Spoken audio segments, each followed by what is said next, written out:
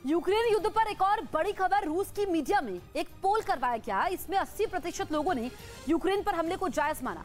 मतलब उन्होंने अपने राष्ट्रपति व्लादिमीर पुतिन के फैसले का समर्थन किया। इसे वहां पुतिन की बड़ी जीत के तौर पर देखा गया, क्योंकि पिछले दिनों रूस में भी कुछ जगहों से प्रदर्शन की खबरें सामने आई थी।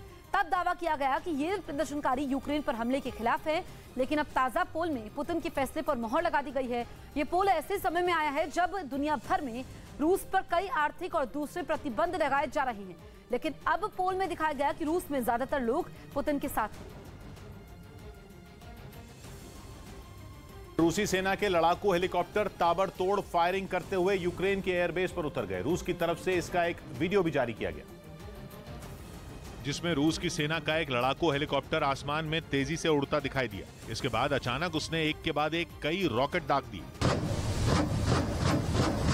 लेकिन थोड़ी देर बाद ही रूसी सेना के हेलीकॉप्टर का निशाना बदल गया। उसने सामने की तरफ जोरदार फायरिंग कर दी। गोलियां हेलीकॉप्टर से निकलकर दूर किसी निशाने से टकराने लगी, जिसके बाद वहां से धूल और धुएं का गुबार उठता नजर आया। रूस का लड़ाकू हेलीकॉप्टर इसी तरह वहां रुक रुक कर गोलियां बरसाता रहा, जिसे देखकर ऐसा लगा मानो कोई वीडियो गेम चल रही। इस बीच वहां एक और हेलीकॉप्टर भी उड़ता दिखाई दिया। बताया गया कि फायरिंग का सहारा लेकर रूसी सेना के हेलीकॉप्टरों का एक दस्ता यूक्रेन के एयरबेस पर उतर गया। रूस ने यूक्रेन की सेना के गोला बारूद वाले एक गोदाम को ड्रोन हमले में ध्वस्त कर दिया। कुछ बख्तरबंद गाड़ियों को भी टारगेट कर उड़ा दिया। रूसी रक्षा मंत्रालय ने हमले का वीडियो भी जारी किया, जिसमें एक ड्रोन आसमान से बमबारी करता नजर आया। सबसे पहले शाम होते ही ड्रोन ने उड़ान भरी। उसके बाद रात के अंधेरे का फायदा उठाकर 3 अलग अलग ठिकानों पर जमकर बम बरसाए।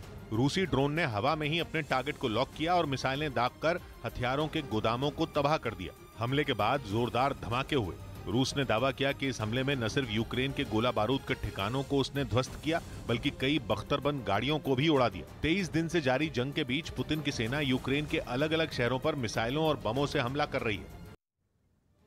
यूक्रेन और रूस के बीच आज युद्ध का 24वां दिन है। यूक्रेन की सेना की ओर से रूस पर जबरदस्त पलटवार किया गया।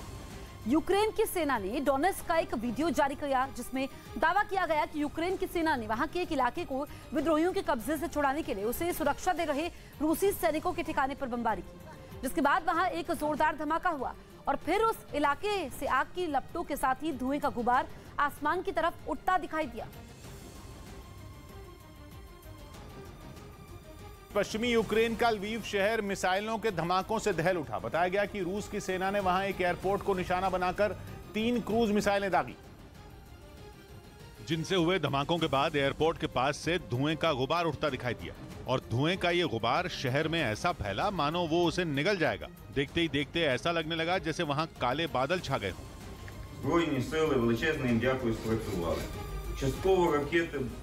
बताया गया कि एयरपोर्ट के पास हुए इन हमलों में लड़ाकू विमानों की मरम्मत करने वाला एक प्लांट पूरी तरह तबाह हो गया।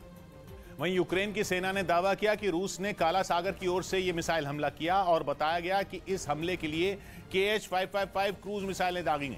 ये क्रूज मिसाइलें करीब 3500 किलोमीटर दूर से ही दुश्मन के ठिकानों को निशाना बना सकती हैं। इतना ही नहीं, टारगेट को तबाह करने के लिए ये मिसाइल अपने साथ करीब 400 किलो विस्फोटक भी ले जा सकती हैं। कुछ दिनों पहले लवीव शहर में एक मिलिट्री बेस पर भी रूसी सेना ने इन्हीं मिसाइलों से हमला किया था, जिसमें यूक्रेन की ओर से लड़ रहे 35 विदेशी लड़ाकों की मौत हो गई थी, जबकि 50 से ज्यादा लोग घायल हो गए। और जिस लवीव शहर को व्लादिमीर पुतिन की सेना ने निशाना बनाया, वो पोलैंड बॉर्डर के बेहद करीब है, जहां दूसरी बार रूस की सेना ने बहुत बड़ा हमला बोला। यूक्रेन के लवीव से पोलैंड महज 70 किलोमीटर की दूरी पर है, जहां नाटो की सेनाओं ने डेरा डाला हुआ है। क्योंकि पोलैंड नाटो का सदस्य है, ऐसे में माना जा रहा है कि लवीव पर हमला बोलकर रूस ने नाटो को भी चेतावनी दी। जहां रूस ने काला सागर में तैनात अपने एक युद्धपोत से एक के बाद एक 6 क्रूज मिसाइलें दागी और इन मिसाइलों के निशाने पर रहा लवीव का एयरपोर्ट, जहां लड़ाकू विमानों की मरम्मत का एक प्लांट भी मौजूद था, जो इन हमलों में बर्बाद हो गया। यूक्रेन के डोनेट्स्क में रूस की फौज के हवाई हमले में 2 लोगों की मौत हो गई और 6 लोग घायल हो गए। हमला इतना जोरदार था कि उन्हें भागने तक का मौका नहीं मिला। यूक्रेन की एक मीडिया ने हमले का वीडियो जारी किया, जिसमें शहर के बीचों बीच एक घर पर आसमान से मिसाइल गिरती दिखी। जैसे ही मिसाइल घर पर गिरी, जोरदार धमाका हुआ और घर पूरी तरह से तबाह हो गया। हमला इतना जोरदार था कि चारों तरफ धुएं का गुबार छाया नजर आया। दावा किया गया कि इसी हमले में 2 लोगों की जान गई और 6 लोग घायल हो गए। यही नहीं, डोनेस्क शहर में ही यूक्रेन की सेना और रूस के समर्थक अलगाववादियों के बीच जमकर गोलीबारी हुई, जिसमें 4 लोगों की मौत हो गई। जिसके सामने आए एक वीडियो में चारों तरफ तबाही का मंजर दिखाई दिया। सड़क पर इधर उधर शव पड़े नजर आए। कई घरों की खिड़कियां टूटी दिखी और दीवारों पर गोलियों के निशान दिखाई पड़े। बमबारी में कुछ कारों के शीशे भी टूट गए। हमले के बाद जमीन पर मलबे का ढेर दिखाई पड़ा।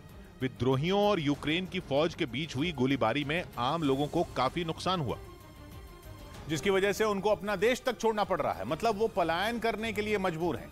संयुक्त राष्ट्र का अनुमान है कि जंग के बीच 30 लाख से ज्यादा लोग यूक्रेन छोड़कर भाग गए, जबकि मरने वालों की संख्या कितनी है इसका कोई सही आंकड़ा अब तक नहीं आया है। हालांकि यूक्रेन का दावा है कि रूस के हमले में अब तक हजारों नागरिक मारे गए हैं। रूस ने दावा किया कि उसने यूक्रेन के मेरिटोपोल शहर में यूक्रेन के मिसाइल हमले का अपने हवाई हमले से नाकाम कर दिया, जिसका एक वीडियो भी सामने आया जिसमें जंगल के बीच आसमान से एक मिसाइल गिरती दिखी। जैसे ही मिसाइल गिरी, जोरदार धमाका हुआ और चारों तरफ धुएं का गुबार छा गया। खबर है कि रूस के एयर डिफेंस सिस्टम ने यह मिसाइल दागी।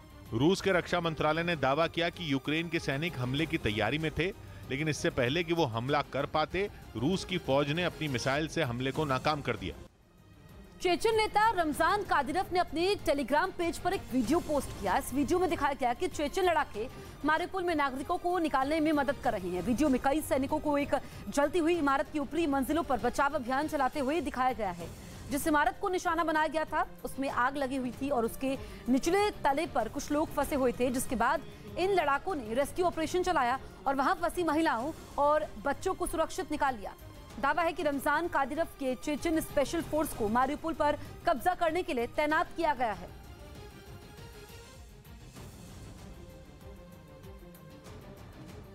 रूस ने यूक्रेन में आम लोगों को निशाना बनाने के आरोपों से फिर इनकार किया। इस बार उसने अपनी ये सफाई यूएन सुरक्षा परिषद की बैठक में दी।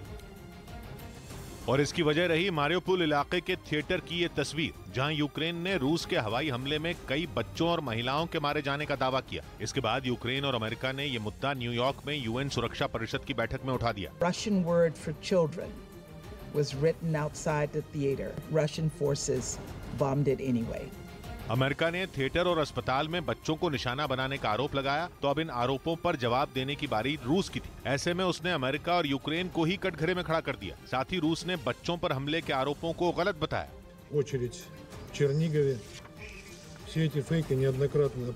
यही नहीं, रूस ने अमेरिका के सिर पर एक गंभीर आरोप भी मढ़ दिया और इसमें दावा किया गया कि अमेरिका की मदद से यूक्रेन केमिकल और बायोलॉजिकल लैब चला रहा है। रूस ने यह दावा पिछले हफ्ते भी किया था, लेकिन उसने इस बार पूरे सबूत होने की बात कही। साथ ही यूएन में इस मुद्दे पर चर्चा करने के लिए इमरजेंसी बैठक बुलाने की मांग कर दी।